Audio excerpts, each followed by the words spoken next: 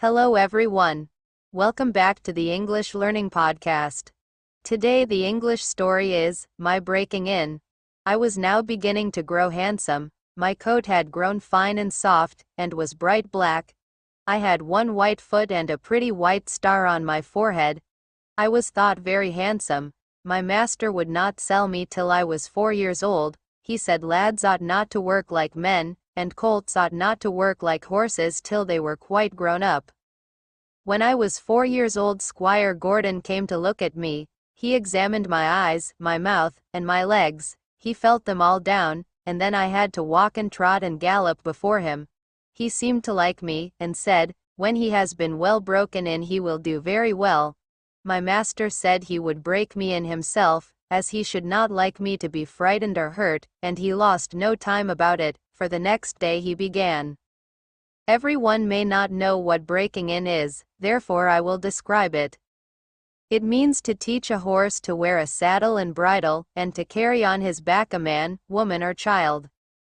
To go just the way they wish, and to go quietly. Besides this he has to learn to wear a collar, a crupper, and a breeching, and to stand still while they are put on. Then to have a cart or a chaise fixed behind, so that he cannot walk or trot without dragging it after him.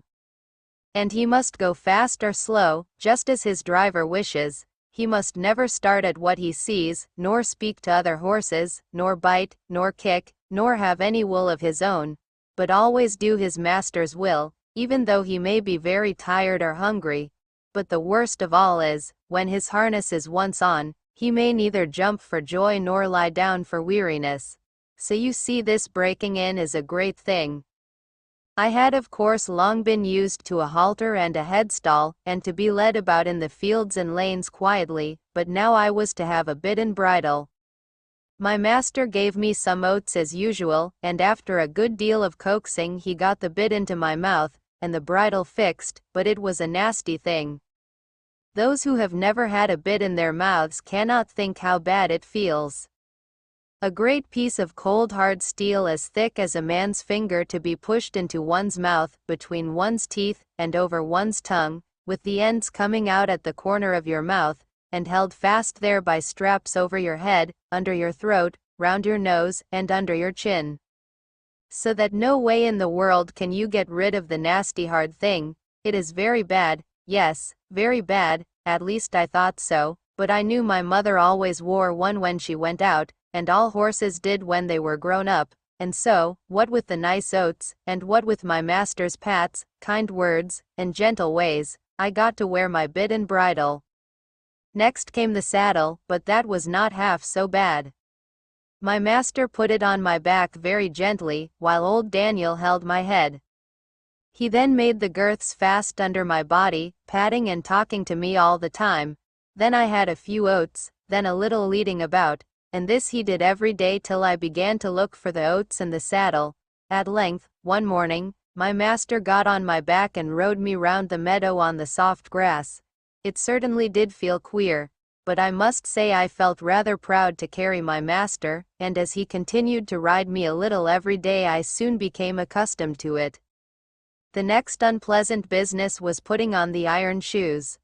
That too was very hard at first. My master went with me to the smith's forge, to see that I was not hurt or got any fright. The blacksmith took my feet in his hand, one after the other, and cut away some of the hoof. It did not pain me, so I stood still on 3 legs till he had done them all. Then he took a piece of iron the shape of my foot, and clapped it on, and drove some nails through the shoe quite into my hoof, so that the shoe was firmly on. My feet felt very stiff and heavy, but in time I got used to it. And now having got so far, my master went on to break me to harness. There were more new things to wear. First, a stiff heavy collar just on my neck, and a bridle with great side pieces against my eyes called blinkers, and blinkers indeed they were, for I could not see on either side, but only straight in front of me. Next, there was a small saddle with a nasty stiff strap that went right under my tail. That was the crupper. I hated the crupper. To have my long tail doubled up and poked through that strap was almost as bad as the bit. I never felt more like kicking, but of course I could not kick such a good master, and so in time I got used to everything, and could do my work as well as my mother. I must not forget to mention one part of my training, which I have always considered a very great advantage. My master sent me for a fortnight to a neighboring farmer's, who had a meadow which was skirted on one side by the railway. Here were some sheep and cows, and I was turned in among them. I shall never forget the first train that ran by. I was feeding quietly near the pales which separated the meadow from the railway, when I heard a strange sound at a distance, and before I knew whence it came, with a rush and a clatter, and a puffing out of smoke, a long black train of something flew by, and was gone almost before I could draw my breath. I turned and galloped to the further side of the meadow as fast as I could go, and there I stood snorting with astonishment and fear.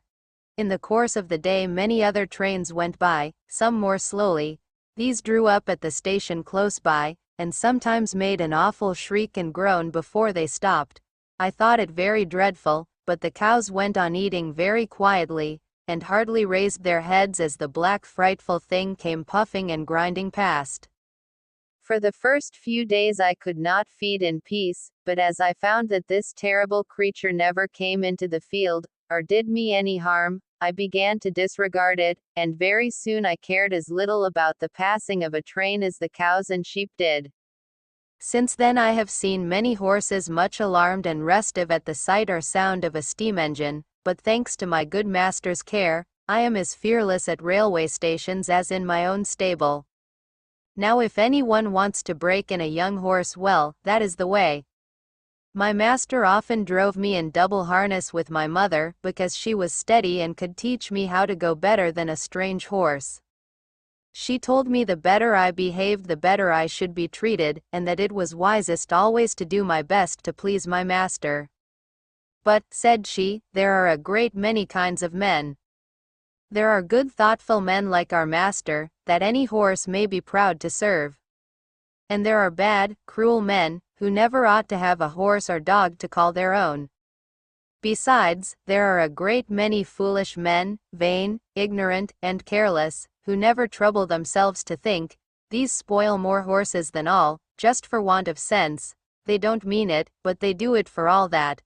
I hope you will fall into good hands, but a horse never knows who may buy him, or who may drive him. It is all a chance for us, but still I say, do your best wherever it is, and keep up your good name.